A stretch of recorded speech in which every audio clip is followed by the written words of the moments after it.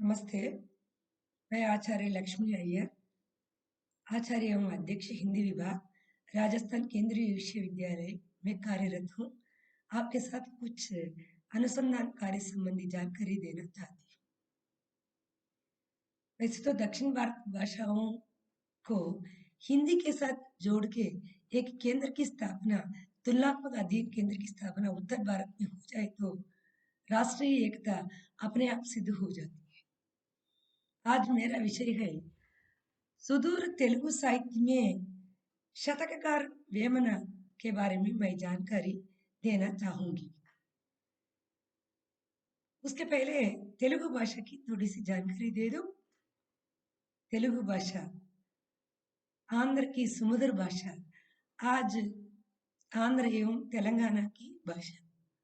तेलुगु को तेनुगु, तेलुगु, आंध्री आदि शब्दों से भी पुकारते हैं। भारतीय भाषाओं में अपनी जो मधुर नाद सौंदर्य के कारण, शब्दावलियों के कारण अत्यंत मधुरतम भाषा के रूप में स्थापित हुई है। संगीत के त्रिमूर्ति त्यागराज, श्यामा शास्त्री जी, मुत्तुस्वामी दीक्षित आदि की मातृभाषा तेलुगु रही थी। इसके अलावा तमिल के प्रथम राष्ट्रीय कवि, प्रकृति के परम आराधक कृष्ण भक्त कवि, प्रथम नारी विमर्शक उद्घोषक सुब्रमण्य भारती के द्वारा सुंदर तेलुगु मधुरतम भाषा उपाधि प्राप्त बहुभाषा कोविद श्री कृष्ण देवराय सम्राट के द्वारा देश भाषालंद तेलुगु लस्सा। इसका मतलब भारतीय भाषाओं में तेलुगु अपनी मधुरतम ध्वनियों के लिए प्रसिद्ध, संस्कृत की तनुजा ख्याति प्राप्त आंध्र प्रदेश की भाषा और विदेशी विद्वान इटली के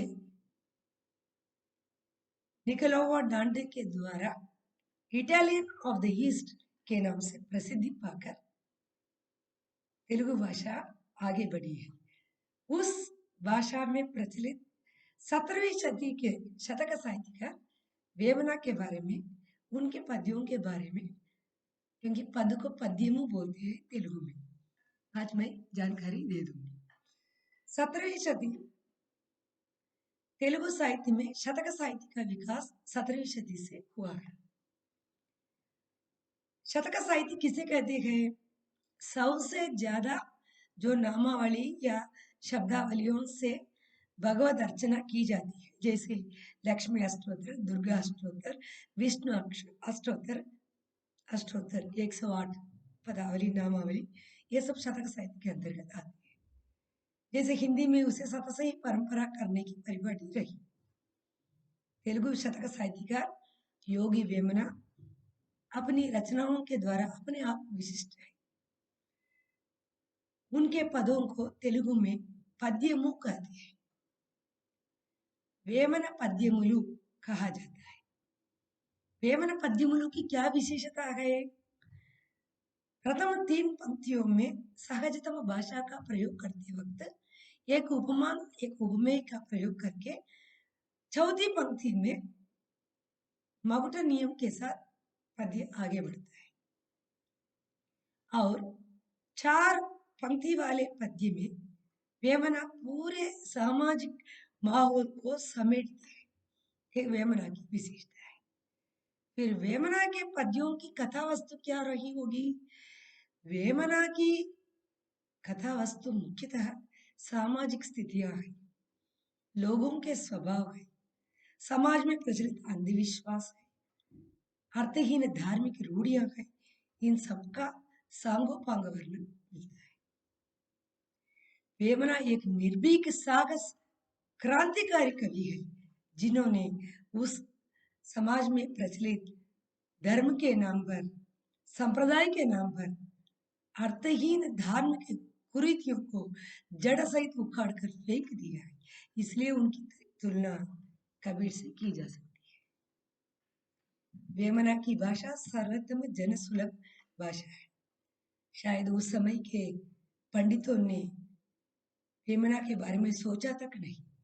वेमना के पद्यों को बाहर लेने लाकर उसे लैटिन में अंग्रेजी में अनुवाद करने का श्रेय विदेशी विद्वान सीपी ब्राउन को ही जाता है।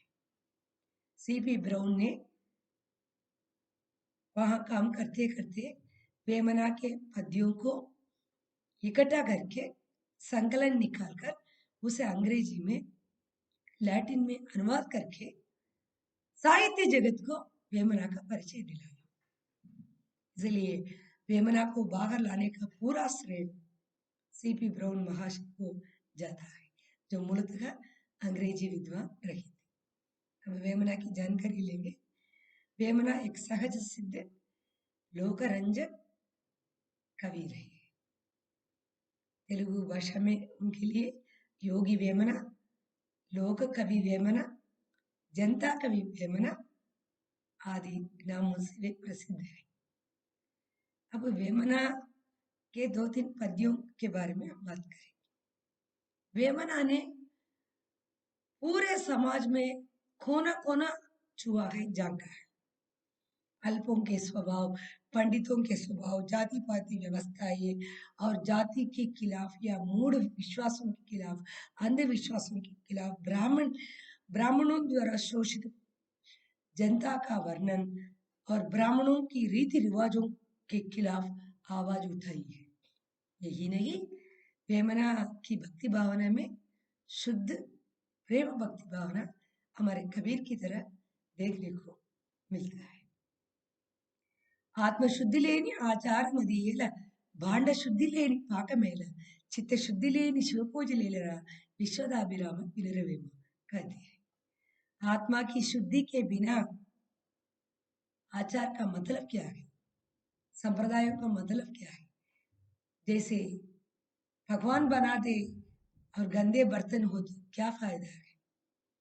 उसी प्रकार मानसिक शुद्धि के बिना, शुद्ध मन के बिना, पवित्र आत्मा के बिना करने वाली पूजा की क्या महिमा होती है। एक पद्य को मैंने दिया है, ऐसे सैकड़ों पद्य हैं। రామనామ పఠనచే మహి వాల్మీకి పరగబోయడయ్యు బాపడయ్య కులము గనము కాదు గుణము గనమయ్య విశ్వదాభిరామ వినరవేమ। इसका मतलब बार बार राम नाम के जो पठन से जप करने से शबरजात के रत्नाकर आदि कवि वाल्मीकि बन गया। इससे सिद्ध होता है कि भक्ति करने के लिए जाति की आवश्यकता बिल्कुल नहीं है।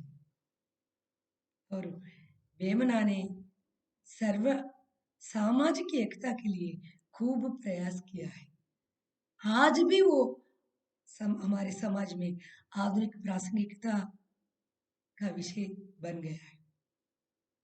అల్పుడెప్పుడు పలుకు ఆడంబరముగాను సజ్జనుండు పలుకు చల్లగాను కంచు మ్రోగినట్లు కనకంబ మ్రోగున विश्वदाभिराम विनरवेम। इसका मतलब अल्प नीच हमेशा अपने को बड़ा चढ़ा कर बात करता रहता है, जबकि सज्जन अपनी खुद की प्रशंसा कभी नहीं करता, दूसरे लोग ही उनकी प्रशंसा करते हैं।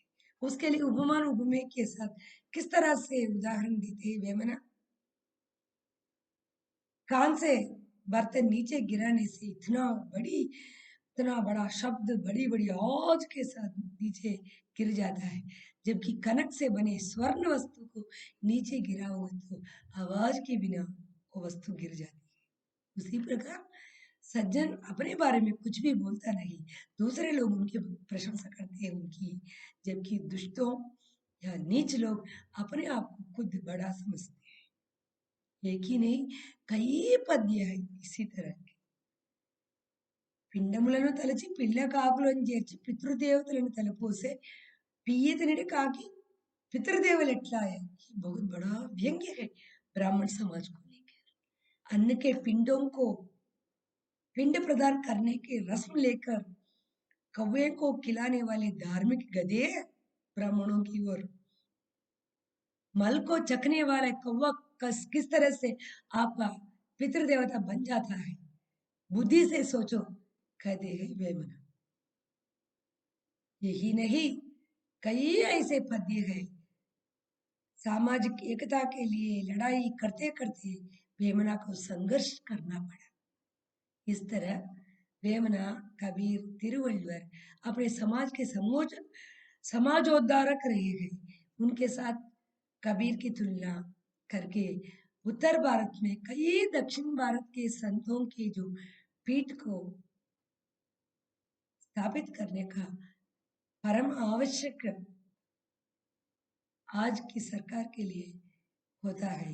ये परम आवश्यक है कि उत्तर भारत में हिंदी को मुख्य केंद्र बनाकर समस्त भारतीय भाषाओं को, शायद वो दक्षिण की भाषा हो, पश्चिम की भाषा है, पूर्व की भाषा हो, हिंदी के माध्यम से सारी भाषाओं की उन्नति सोचेंगे तो भाषाओं की एकता के साथ राष्ट्रीय एकता की संभावना है। जय हिंद, जय भारत, जय हिंद।